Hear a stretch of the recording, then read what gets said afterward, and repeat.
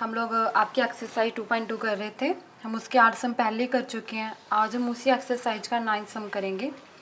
तो बच्चों पहले इस सम की स्टेटमेंट देखते हैं।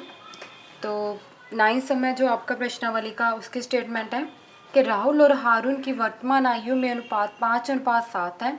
4 वर्ष बाद उनकी आयु का योग 56 वर्ष हो जाएगा। उनकी वर्तमान आयु क्या है? तो बच्चों क्वेश्चन में भी क्या क्या दे रखा है? तो क्वेश्चन में हमें एक राहुल और एक हारून, दो बच्चे हैं जिनकी एज की बात हो रही है, जिनकी वर्तमान आयु बच्चों जो अब की आपकी आयु है। जैसे अगर कोई अब इस टाइम जो आपकी आयु होगी उसको वर्तमान आयु में मानते हैं। तो राहुल और जो हारून है उनकी जो वर्तमान आयु यानी इस टाइम जो उनकी आयु है उनका अनुपात कितना है? 5:7। तो वर्तमान आयु का अनुपात दिया हुआ है। और बच्चों 4 वर्ष बाद क्या हो रही है? 4 वर्ष बाद की बात हो रही है। इस चीज़ का हमेशा ध्यान रखना। क्वेश्चन में आपको कुछ वर्ष के जा तो बाद की बात होगी या पहले की बात होगी।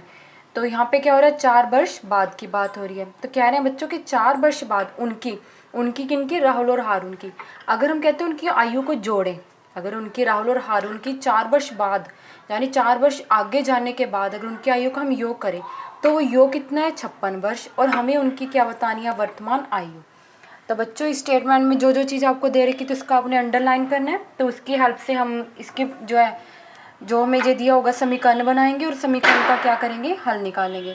तो बच्चों सबसे पहले क्या दे रखे हैं? मेरा राहुल हारून की वर्तमान आयु का अनुपात दे रखा है 5:7। तो जब भी क्वेश्चन में आपको ऐसे कोई अनुपात दे रखा है तो हम मान के चलेंगे कि राहुल की वर्तमान आयु कितनी है? 5x, और जो हारून की आयु है वो कितनी है? 7x। अनुपात की बात हो रही है तो बच्चों तो 5 और 7 नहीं, 5 के कुछ मल्टीपल होगी, इसकी 7 के कुछ मल्टीपल होगी। तो हमने मान लेते हैं कि राहुल की कितनी है? 5 अनुपात है पहले, तो 5x। हारून की पिछला अनुपात कितना? 7, तो 7x। अब ये तो बच्चों हमने मान लिया। अब हमें x का मान निकालना है। x का मान निकालने के लिए हमें कोई ना कोई कंडीशन गिवन होगी, कुछ ना कुछ तो प्रश्नानुसार कोई ना कोई शर्त तो दी होगी। अब हमें वो शर्त के हिसाब से समीकरण बनाना है। अगर आपका समीकरण बन गया फिर तो बच्चों कोई दिक्कत वाली बात ही नहीं है, बहुत आसानी से आप इसका हल निकाल लेंगे। तो अब हमें प्रश्नानुसार यानी जो शर्त दी गई है, क्या दी गई है कि आप 4 वर्ष बाद चले जाइए। तो बच्चों यहाँ ध्यान देने वाली बात है, जब भी कुछ वर्ष के बाद की बात हो रही हो तो हम प्लस करेंगे, अगर वर्ष के पहले की बात हो रही हो तो माइनस करेंगे। बाद में प्लस बच्चों और पहले में क्या करेंगे? माइनस। अगर आपको प्रश्न में बाद की बात हो रही है, किसी प्रश्न में कुछ उम्र के बाद की बात हो रही है तो आप क्या करेंगे? प्लस। और अगर पहले की बात हो रही है तो क्या करेंगे? माइनस। क्या प्लस करना है क्या माइनस करना है बच्चों अभी बताते हैं। फिलहाल आपको ये याद रखना, बाद के लिए प्लस और पहले के लिए माइनस। तो बच्चों यहाँ कह रहे हैं कि 4 वर्ष बाद उनकी आयु का योग कितना हो जाएगा? 56 हो जाएगा, यानी 56 हो जाएगा। तो बच्चों प्रश्नानुसार लेके चलते हैं। अब देखो बच्चों, बाद की बात हो रही थी तो प्लस करना है, और पहले की बात हो तो माइनस। अब यहाँ बाद है तो हमने प्लस करना है, तो किसको प्लस करना है और किस में प्लस करना है? तो बच्चों यहाँ वर्तमान आयु कितनी थी? 5x। तो कितने वर्ष की बात हो रही है? 4 की। तो इसमें भी 4 ऐड करना है और इसमें भी 4 ऐड करना है। तो बच्चों 5x में भी 4 प्लस करेंगे और 7x में 4 प्लस करेंगे। तो 4 वर्ष बाद। ऐसा क्यों किया बच्चों? मान लेते हैं आपकी आयु आज 10 है, मान लेते हैं आपकी वर्तमान आयु यानी इस टाइम आपकी जो एज है वो 10 है। अगर मैं आपसे पूछूं आपकी 2 साल बाद उम्र कितनी हो जाएगी? तो 12 साल हो जाएगी। अगर मैं कहूँ 3 साल बाद कितनी उम्र होगी? तो आप 3 प्लस करेंगे 13 साल। और 5 साल बाद कितनी होगी? 10 में प्लस करके 5, 15। तो जब भी हम बाद की उम्र की बात करें तो हम जितनी उम्र आज है, हमारी वर्तमान आयु जितनी है उसमें उतना जोड़ते जा रहे हैं। ये बच्चों मान लेते हैं आपकी आयु आज 10 साल है, और मैं आपसे पूछूँ आज से 2 साल पहले आपकी उम्र कितनी थी? तो पहले तो बच्चों आपकी 8 हुई होगी। 2 साल क्या किया आपने? 10 में से 2 माइनस किया। ये मैं आपसे पूछूँ आज से 5 साल पहले आपकी उम्र कितनी थी? तो 10 में से 5 माइनस किया, 5 साल की थे आप आज से 5 साल पहले।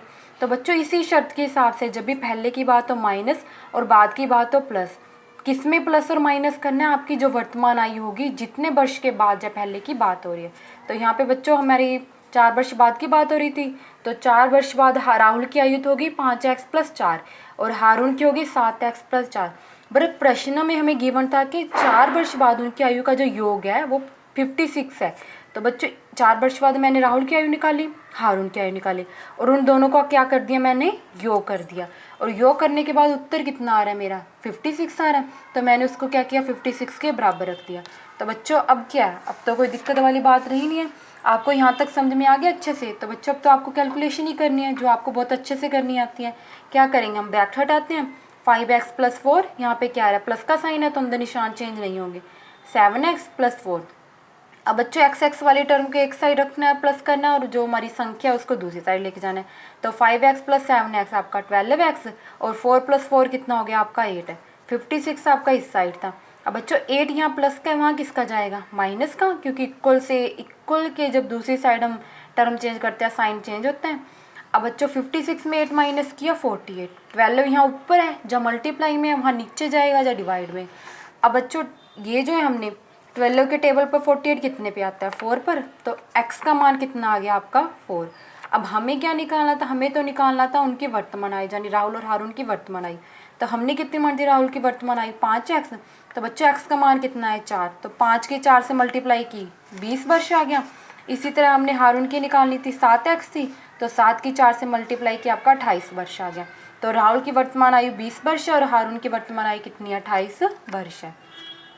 तो बच्चों ये आपका था 9 सम। इसमें कुछ नहीं करना, जो अनुपात आपको दे रखे हैं तो उसके साथ x मानकर आपको उनकी वर्तमान आयु निकालनी है।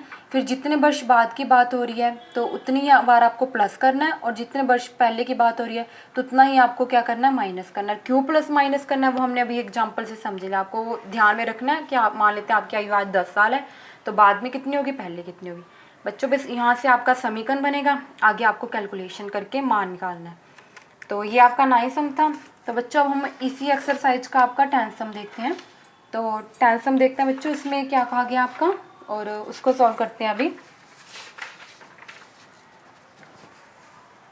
तो जो 10 सम की स्टेटमेंट है, किसी कक्षा में बालक और बालिकाओं में अनुपात 7:5 है। यदि बालकों की संख्या बालिकाओं की संख्या से 8 अधिक है तो कक्षा में कुल कितने विद्यार्थी हैं। बालक और बालिकाओं की बात हो रही है, उनका क्या दे रखा है, अनुपात, उनकी संख्याओं का अनुपात। और एक और चीज़ दे रखी है बच्चों हमें कि जो बालकों की संख्या होगी ना वो बालिकाओं की संख्या से 8 ज़्यादा है। अगर हमारे पास बालिकाएं 1 होंगी तो बालक कितने होंगे, 8 ज़्यादा, यानी 9।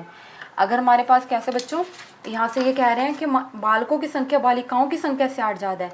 यदि मैं मानूँ कि मेरी बालिकाओं की संख्या अगर मुझे पता चल जाए कि वो 1 है, बालिकाओं की संख्या अगर मुझे पता चले कि 1 है, तो बालक कितने होंगे, बालकों की संख्या कितनी होगी क्वेश्चन के हिसाब से, इससे 8 ज़्यादा, यानी इसमें 8 प्लस कर देंगे 9। यही अगर मेरी बालिकाओं की संख्या मान लेते 1 की जगह 5 होती तो बालकों की कितनी आ जाती, 5 में 8 जोड़ देते, कितना हो जाता बच्चों आपका 13 हो जाता। ठीक है, तो बच्चों हमेशा क्या करना है, तो ये हमें कंडीशन दे रखी है। तो अब हमें क्या निकालना है कि कक्षा में कुल कितने विद्यार्थी हैं। वो तो बच्चों अगर हमें पता चल जाए बालकों की संख्या कितनी है, बालिकाओं की संख्या कितनी है, और दोनों को जोड़ देंगे तो वहाँ से हमारे कुल विद्यार्थी आ जाएंगे। तो अब बच्चों क्वेश्चन के लिए मान लेते हैं, अब मैं 1 मान रही हूँ, 5 मान रही हूँ, ऐसे तो नहीं मान सकते। तो हम प्रश्न को हल करने के लिए क्या मान लेते हैं कि बालकों की मान लेते हैं बच्चों कि बालिकाओं की संख्या कितनी है हमारी x। क्या माना हमने, मानना बालिकाओं की संख्या हमारी x है, क्योंकि अगर मैं बालिकाओं की संख्या 1 मान रही थी तो बालकों की संख्या 8 जोड़ कर आ रही थी, 5 माननी थी तो 13 आ गया, 1 मानना था तो 8 आ गया, 9 आ गया। ठीक है, तो बच्चों यहाँ पे मान लेते हैं हमारे बालिकाओं की संख्या x है। अगर बालिकाओं की संख्या x है तो बालकों की कितनी होगी बच्चों, x प्लस 8 होगी, क्योंकि क्वेश्चन में गिवन है। अब शर्त क्या दी गई है, शर्त दी गई है कि अगर बालकों और बालिकाओं की संख्या को हम अनुपात में लिखें, अगर बालकों की संख्या का अनुपात ले हम बालिकाओं की संख्या से,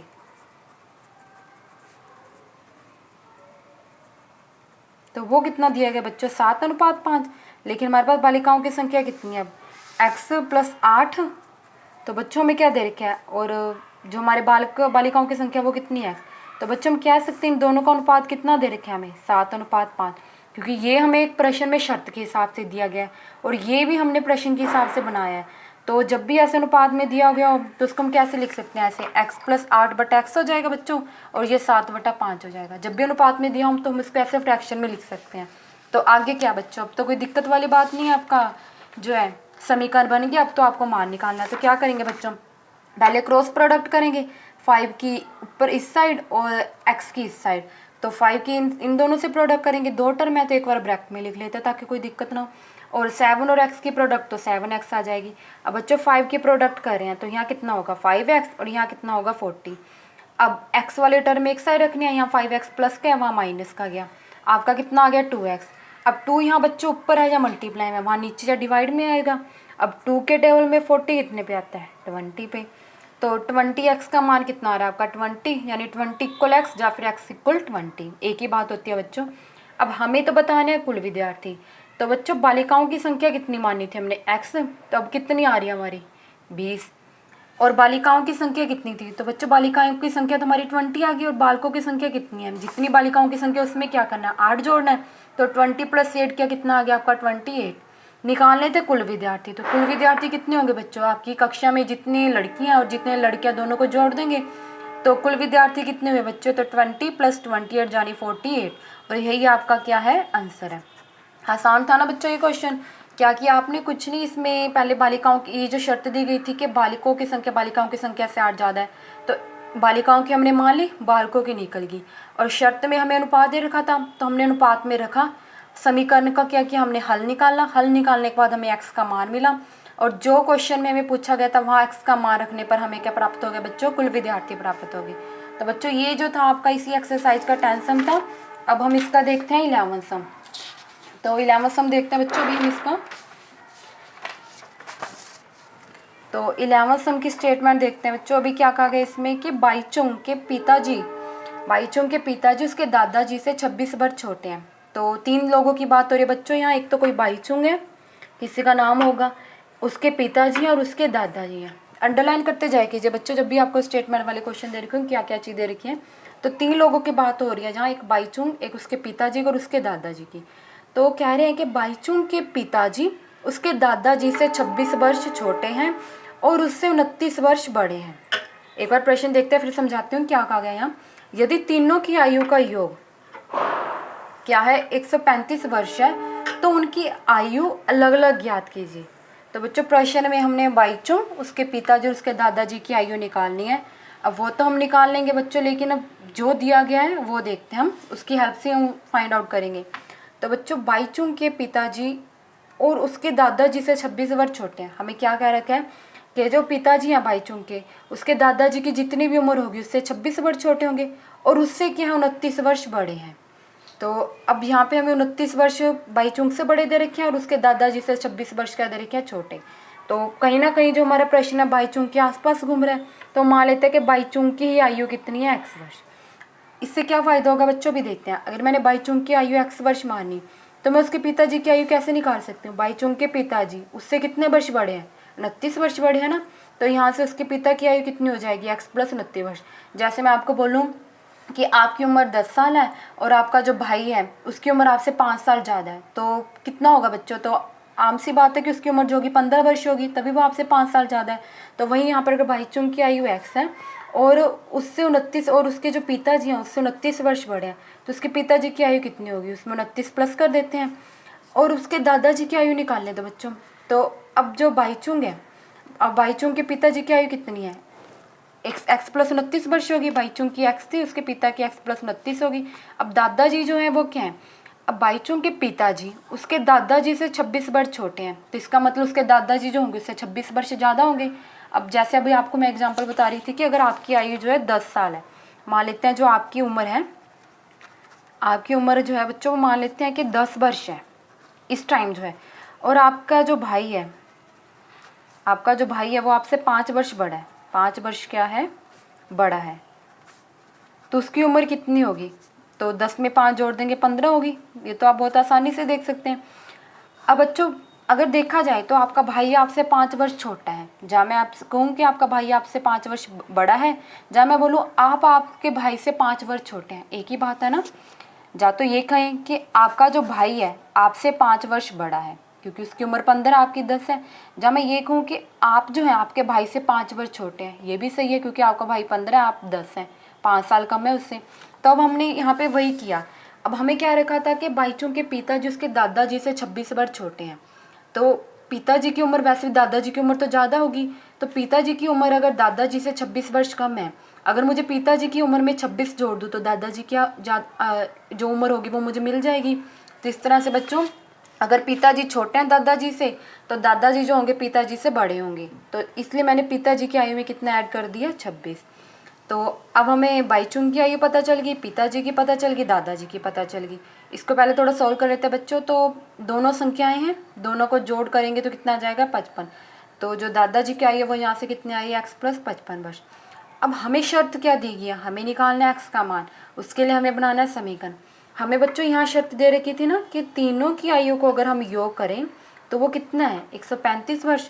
तो बच्चों तीनों की आयु को जोड़ा, बाईचुंग की आयु लिखी, पिताजी की लिखी और दादाजी की लिखी और तीनों को जोड़ दिया, तो उत्तर क्या मेरा 135। अब बच्चों वही x वाली टर्म ऐड की और जो संख्या थी उनको ऐड किया, तो यहाँ से 3x, यहाँ से हमारा 84 आ गया, और ये संख्या वहाँ की प्लस की वहाँ जाके माइनस की होगी, माइनस किया बच्चों 51 आ गया। 3 यहाँ ऊपर जहाँ मल्टीप्लाई में था वहाँ नीचे गया डिवाइड में आ गया, तो 3 के टेबल पे जो 51 है वो आपका कितने पे आ रहा है, 17 पे। डिवाइड करके देखना बच्चों ये आपने, तो x का मान कितना आ रहा है आपका 17। अब बाईचुंग की आयु तो क्या थी, x थी, तो कितना आ गया 17।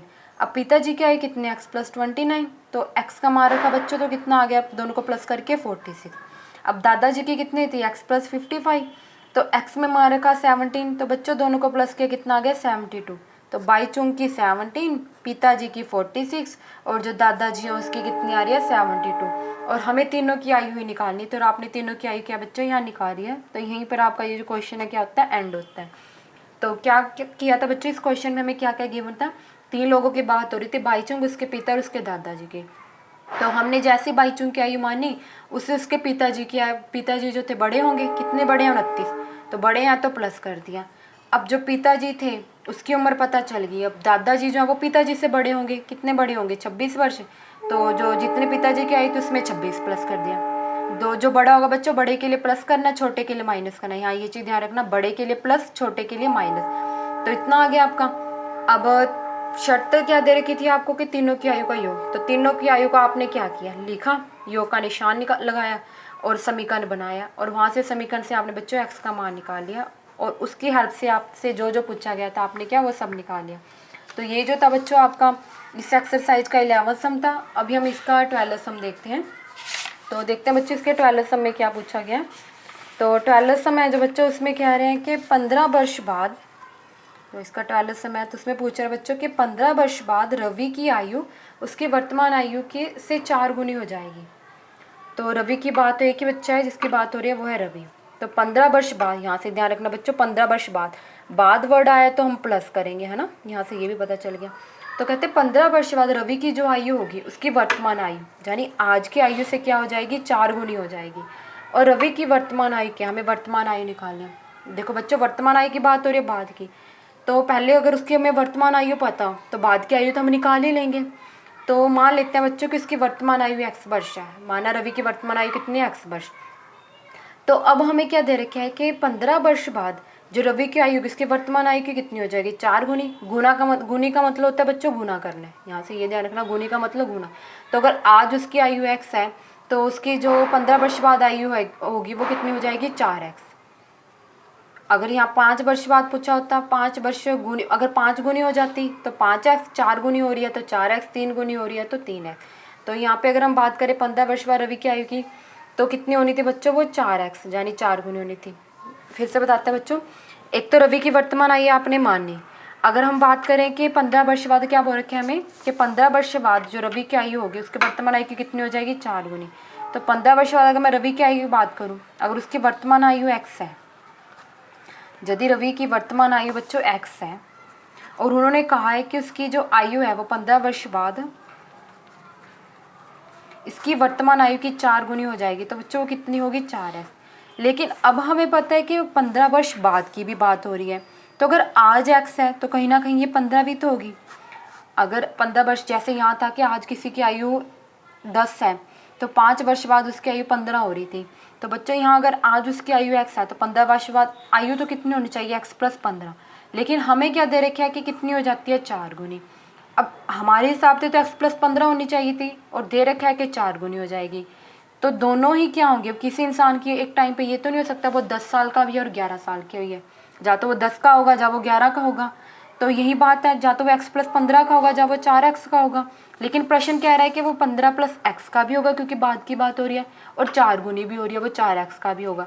तो इसका मतलब बच्चों दोनों आपस में क्या होंगे, बराबर होंगे, क्योंकि कोई भी इंसान एक टाइम पर 2 उम्र तो नहीं हो सकती ना, ऐसा तो नहीं बोल सकते ये जो इंसान है इसकी उम्र 10 साल भी और 11 साल भी है, या तो वो 10 का होगा या वो 11 का होगा। अब क्वेश्चन के हिसाब से इसका मतलब दो उम्र आ रही थी, एक तो वो x+15 बन रहा था, एक 4 गुने के हिसाब से वो 4x बन रहा था, इसलिए हमने दोनों मानों को क्या किया बच्चों, बराबर लिख दिया। अब आपका क्या है, प्रश्न के हिसाब से समीकरण बन गया है, तो समीकरण का मान कैसे निकालेंगे, x यहाँ प्लस का था, यहाँ माइनस का आया, 3x आ गया, और 3 यहाँ ऊपर आ जब मल्टीप्लाई में, वहाँ नीचे यानी डिवाइड में गया, 3 के टेबल पर 15 कितने पर आता है, 5 पर, तो x का मान कितना आ गया बच्चों, यहाँ पर आपका 5। आपने क्या निकाला था, रवि की वर्तमान आयु, वो आपने कितनी ली थी, x, तो आपका आंसर क्या आ गया, 5 वर्ष। तो क्या कि इस क्वेश्चन में कुछ नहीं बच्चों, आपने उसकी वर्तमान आयु मानी, और प्रश्न के हिसाब से आपकी दो बात बन रही थी, एक तो 4 गुनी हो रही थी वर्तमान आयु की, तो 4x आनी थी, एक 15 वर्ष बाद हो रही थी, तो आज से 15 प्लस भी करना था। अब दो आयु तो हो नहीं सकती है टाइम पे, इसलिए दोनों आयु को आपने क्या किया, बराबर रखा, और वहीं से आपने x का क्या किया, मान निकाला। तो बच्चों अब देखते हैं इसी प्रश्नावली का 13 सम। तो 13 सम में क्या आपको एक परिमेय संख्या दे रखी है, तो कहा है बच्चों की एक परिमेय संख्या को 5/2 से गुना करने पर, किसी परिमेय संख्या की बात हो रही है, तो कहते हैं एक परिमेय संख्या को 5/2 से गुना कर 2/3 जोड़ने पर, इससे गुना करने पर इस और 2/3 जोड़ने पर -7/12 प्राप्त होता है, तो वह संख्या क्या है।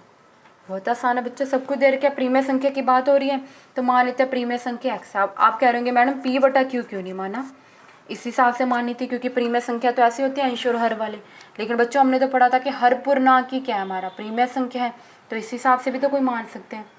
अब x मान है, आगे सोल्व करेंगे तो अपने आप क्या पता वो इस हिसाब से कोई बन जाए p/q के हिसाब से। हम एक सिंपल मान लेते हैं कि हमारी जो परिमेय संख्या वो क्या x है, ताकि हमारा जो प्रश्न है जहाँ जिस समीकरण को हमने सोल्व करना है वो डिफिकल्ट ना हो।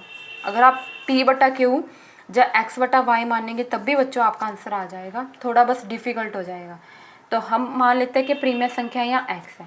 अब हमें क्वेश्चन में क्या गिवन है, इस परिमेय संख्या को 5/2 से क्या करना है, गुना करना है, तो कितना हो जाएगा आपका 5/2 की x से गुना की, तो साथ में x आ गया, और 2/3 क्या करना है, जोड़ना है, तो प्लस में क्या लिख दिया 2/3।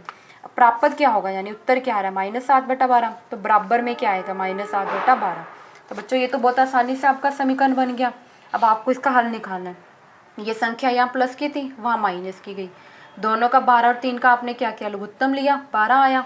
तो बच्चों यहाँ पे तो कितना आया, 12 के जो टेबल उस पर 12 एक भी आता है, तो माइनस का 7, और 3 के टेबल में 12 4 पर आएगा, 4 की 2 से गुना की 8, तो माइनस का 8, माइनस माइनस प्लस बच्चों तो आपका 15 आ गया, बड़ी टर्म के आगे माइनस का निशान था, तो माइनस का 15/12।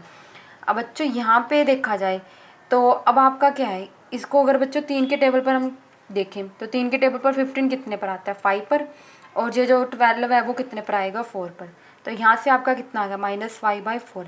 अब 2 बच्चों यहाँ नीचे हैं या डिवाइड में, वहाँ कहाँ जाएगा, ऊपर या मल्टीप्लाई में, तो यहाँ कितना आ गया हमारा, इसको देखें 2 के टेबल पर 1 पर, और 4 कितने पर आएगा, 2 पर, तो यहाँ क्या आ गया बच्चों, -5/2। अब इस साइड तो आपका 5x था, 5 यहाँ ऊपर है यानी मल्टीप्लाई में है, तो वहाँ नीचे या डिवाइड में जाएगा, तो यहाँ से कितना आ गया आपका बच्चों, 5 से 5 कैंसिल, तो ऊपर तो कितना रह गया आपका, माइनस का 1 रह गया, नीचे कितना रहेगा आपका 2 से 1 से मल्टीप्लाई की 2, तो x का मान यहाँ से कितना आ रहा है, -1/2। तो बच्चों वही p/q वाली ही संख्या आ रही है आपकी, ऋणात्मक संख्या। तो परिमेय संख्या निकालनी थी, वो क्या थी आपकी x, तो कितनी आ रही है आपकी बच्चों, यहाँ से -1/2, और यही आपका क्या है आंसर। तो कैसे निकाले बच्चों, कुछ नहीं, एक परिमेय संख्या माननी थी आपने, उससे गुना की बात हो रही थी, गुना किया, जोड़ने की बात हो रही थी तो जोड़ा, और जो आंसर प्राप्त हो रहा था उसको बराबर रखा, वहाँ से आपका समीकरण बना, और समीकरण को आपने क्या किया, हल निकाला। हल निकालने पर आपका जो x का मान आया, वही आपसे पूछा गया था परिमेय संख्या, तो आपने परिमेय संख्या x से मानी थी, तो वही बच्चों आपका क्या है, आंसर है। तो बच्चों अब इस एक्सरसाइज का हम देखते हैं 14 सम।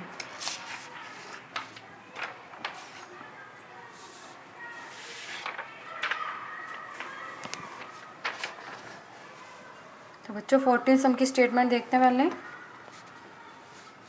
तो 14 सम में क्या कहा है हमें कि लक्ष्मी एक बैंक में खजांची है, खजांची मतलब पैसे का चेक वगैरह करती होगी अपना, तो लक्ष्मी की बात है कि एक बैंक में खजांची है, उसके पास नकदी के रूप में 100 रुपये, नकदी के रूप में बच्चों एक 100 रुपये, 50 रुपये व 10 रुपये वाले नोट हैं, उसके पास 3 तरह के नोट है, एक 100 रुपये वाले, एक 50 रुपये वाले, एक 10 रुपये वाले, और उनकी संख्याओं में क्रमश 2:3:5 का अनुपात है। अब बच्चों में अनुपात भी बता दिया, यानी 100, 50 और 10 के नोट है, यानी ये 2 अनुपात में है, 50 वाले 3 के अनुपात में और 10 वाले 5 के अनुपात में।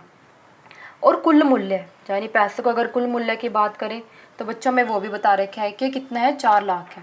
कुल मूल्य कितना है पैसों का बच्चों, तो 4 लाख है। उसके पास प्रत्येक प्रकार के कितने कितने नोट हैं। अब हमें क्या निकालना है कि प्रत्येक प्रकार के कितने कितने नोट है। उसके पास हैं कितने प्रकार के नोट, 3 प्रकार के, 100 के, 50 के और 10 के। तो हमें बताना है बच्चों 100 के कितने नोट हैं, 50 के कितने नोट हैं, 10 के कितने नोट हैं।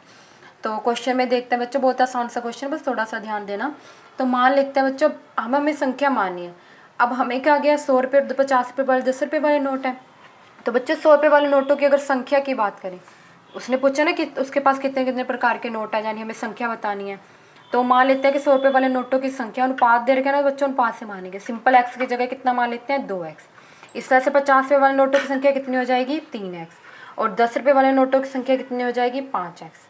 तो 100 रुपये वाले नोटों की संख्या 2x है, 50 वालों की 3x और 10 रुपये वालों की 5x। क्योंकि हमें अनुपात दे रखा तो सिंपल एक्स का मान के हम इस हिसाब से मानेंगे। अब बच्चों प्रश्न में हमें शर्त दे रखी है कि अगर कुल टोटल देखें, कुल मूल्य देखें पैसे का कितना है, वो 4 लाख है। अब बच्चों ये कैसे निकालेंगे हम, प्रश्न की जो समीकरण है वो कैसे बनाएंगे।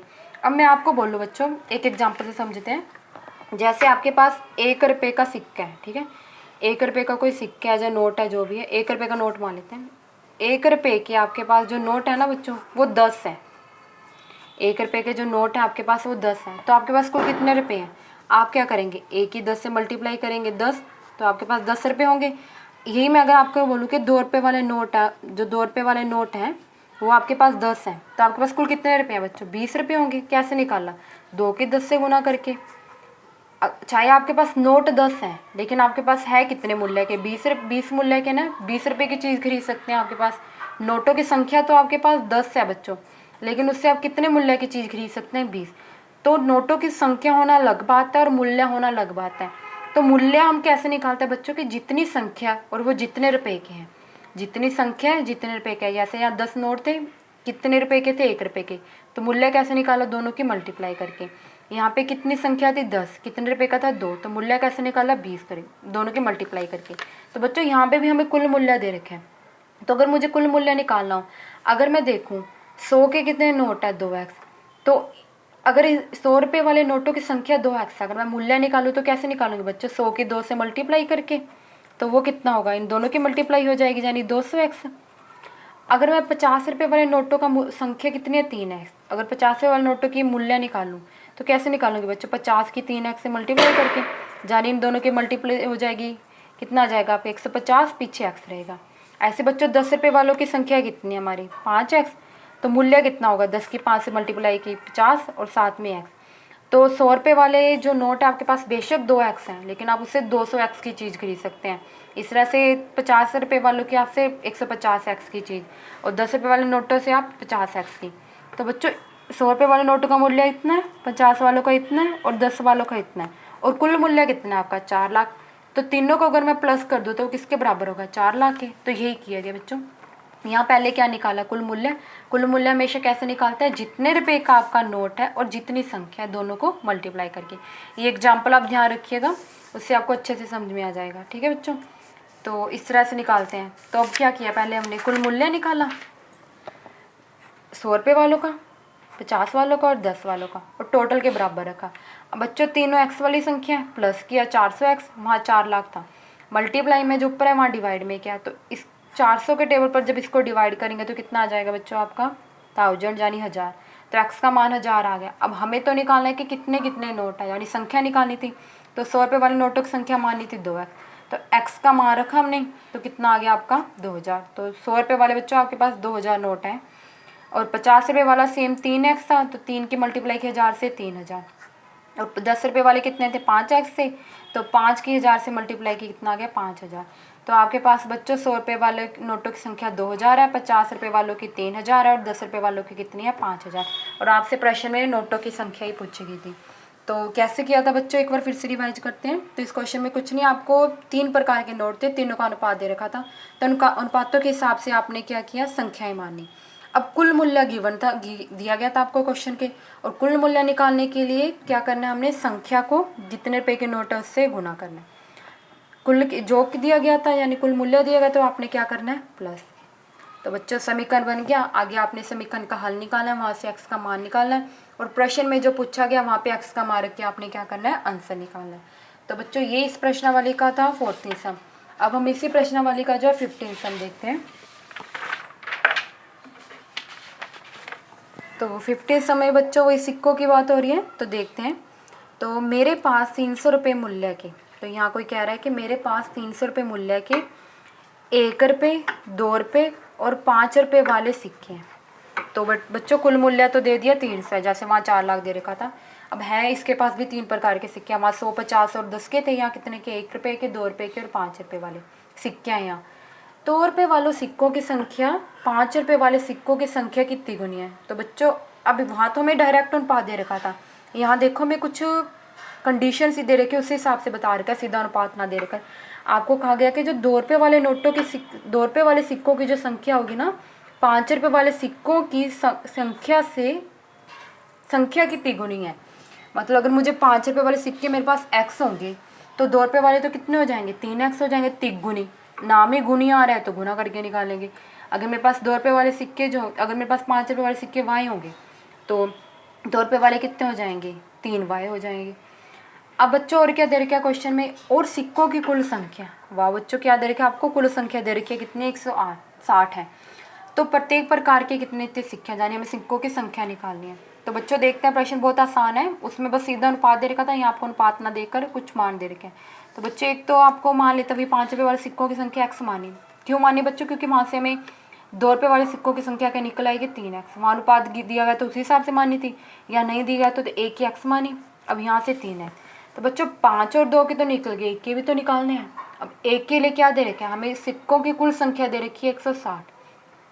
अब सिक्कों की कुल संख्या कितनी है, 160। अब वो कहाँ से बनी होगी, 1 रुपये वाले सिक्कों की जितनी संख्या होगी, 2 रुपये वाले सिक्कों की जितनी संख्या होगी, 5 रुपये वाले सिक्कों की जितनी संख्या होगी, सबको जोड़ करके बनी होगी ना।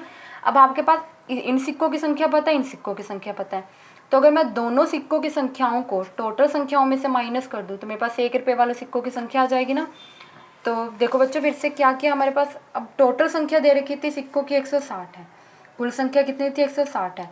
अब मुझे 1 रुपये वाले सिक्कों की संख्या निकालनी है, तो मैं 160 में से 5 रुपये वाले सिक्कों की संख्या और 2 रुपये वाले सिक्कों की संख्या दोनों को जोड़कर क्या कर दूँ, माइनस कर दूँ। तो वहाँ से 1 रुपये वाले सिक्के निकल आएंगे, तो x + 3x 4x। तो 1 रुपये वाले सिक्कों की संख्या कितनी है आपकी, 160 - 4x।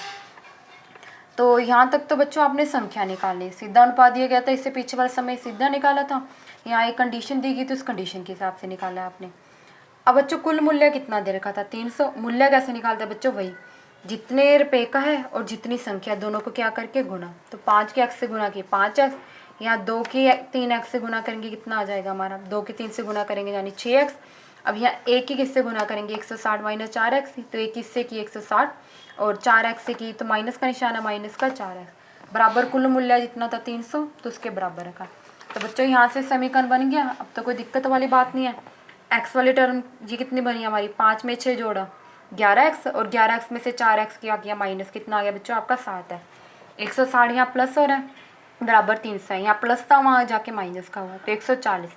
अब बच्चों 7 यहाँ मल्टीप्लाई में ऊपर है, वहाँ डिवाइड में जाएगा, तो 7 के टेबल पर 140 जो है वो 20 पर आएगा।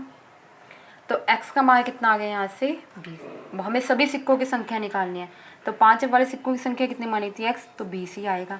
2 वाले 3x, ये तो 3 के 20 से गुना की कितना आ गया आपका 60 आ गया। और 1 रुपये वाले कितने थे आपके 160 - 4x, तो 4 के पहले 20 से गुना की कितना आ रहा है आपका 80, और 160 में से 80 किया कितना आ गया आपका 80। तो बच्चों 5 रुपये वाले सिक्कों की संख्या 20 है, 2 वालों की 60 और 1 वालों की 80। तो ये आपका क्या था प्रश्न। फिर से देखते हैं बच्चों क्या किया था, कुल मूल्य दे रखा था, कुल संख्या दे रखी थी, और हमें 1, 2 और 5 रुपये वाले सिक्कों की संख्या में क्या बता रखा था कि जो 2 रुपये वाले सिक्के हैं 5 रुपये वाले सिक्कों से तिगुने हैं, तो 5 वाले माने, वहाँ से 2 वाले निकाल दिए। अब 1 वाले जो है कुल सिक्कों में से इन दोनों की संख्याओं को माइनस करके निकाल लिए, तो वहाँ से ये निकल आया। अब शर्त दे रखी थी कि मूल्य 300 है, तो मूल्य निकालने के लिए संख्याओं को जितने रुपये का सिक्का था जो नोट था उससे गुना की, और वहाँ से योग की बात हो रही थी क्योंकि कुल मूल्य था वो तो योग करके निकलेगा, तो प्लस करके बराबर रखा। समीकरण बना बच्चों, वहाँ से आपने हल किया, हल करने के बाद x का मान रखा और प्रश्न में आपने इन तीनों जगह रखा, वहाँ से आपका क्या आ गया आंसर आ गया। तो बच्चों अब हम इसी प्रश्नावली का लास्ट सम देखते हैं। ये आपके इस प्रश्नावली का लास्ट सम है। तो बच्चों इसका 16 सम देखते हैं। तो 16 सम में क्या कहा गया बच्चों, 16 सम में जो है एक निबंध प्रतियोगिता की बात हो रही है। तो बच्चों कह रहे हैं कि एक निबंध प्रतियोगिता में आयोजकों ने तय किया कि प्रत्येक विजेता को 100 रुपये, प्रतियोगिता हो रही है बच्चों, तो विजेता मतलब जो जीतेगा। अब क्या किसी प्रतियोगिता में जो विजेता होगा उसको 100 रुपये, और विजेता को छोड़कर जिसने भी प्रतिभागी मतलब बच्चों जो भी पार्टिसिपेट करेगा, तो जो भी प्रतिभागी होगा उसको 25 रुपये का पुरस्कार दिया जाएगा। तो बच्चों की निबंध प्रतियोगिता होनी थी, तो डिसाइड किया गया, आयोजक जो करवा रहे थे कि जो जीतेगा उसको 100 रुपया और जो पार्टिसिपेट करेगा उसको 25 रुपये देंगे। यहाँ तक तो ये कहा गया। यदि पुरस्कारों में बांटी गई राशि 3,000 रुपये थी, तो बच्चों कुल राशि कितनी बांटी गई है, 3,000 रुपये थी। तो कुल 63 प्रतिभागियों में कुल राशि भी बता दी बच्चों 3,000 है, और कुल प्रतिभागी बता दिया 63 है। पूछा क्या है, तो कहते कुल 63 प्रतिभागियों में विजेताओं की संख्या ज्ञात कीजिए। क्या बताना आपको, विजेताओं की संख्या। तो बच्चों देखते हैं, बहुत आसान सा प्रश्न है। कुल राशि दे रखी है 3,000 और कुल प्रतिभागी कितने आपके 63, यानी बच्चों 63 लोगों ने पार्टिसिपेट किया है। अब हमें इन 63 में से बताना है कि जीते कितने विजेता हुए हैं। तो देखते हैं। अब बच्चों क्या कह रखा था हमें, अब कुल राशि दे रखी है, कुल प्रतिभागी दे रखे, विजेताओं की संख्या निकालनी है। तो बच्चों अगर मैं मान लूँ कि मेरे विजेताओं की संख्या x है, मान लेते हैं कि 63 लोगों में से x लोग जीते हैं, तो जो लोग नहीं जीते वो कितने हैं, 63 माइनस x। तो विजेताओं को छोड़कर अगर मैं शेष प्रतिभागियों की बात करूं, यानी वो लोग जिन्होंने पार्टिसिपेट तो किया लेकिन जीते नहीं, तो वो कितने होंगे, 63 माइनस x। एग्जाम्पल समझते हैं बच्चों, मान लेते हैं कि 10 विद्यार्थी, एक निबंध प्रतियोगिता हुई, उसमें 10 बच्चों ने भाग लिया।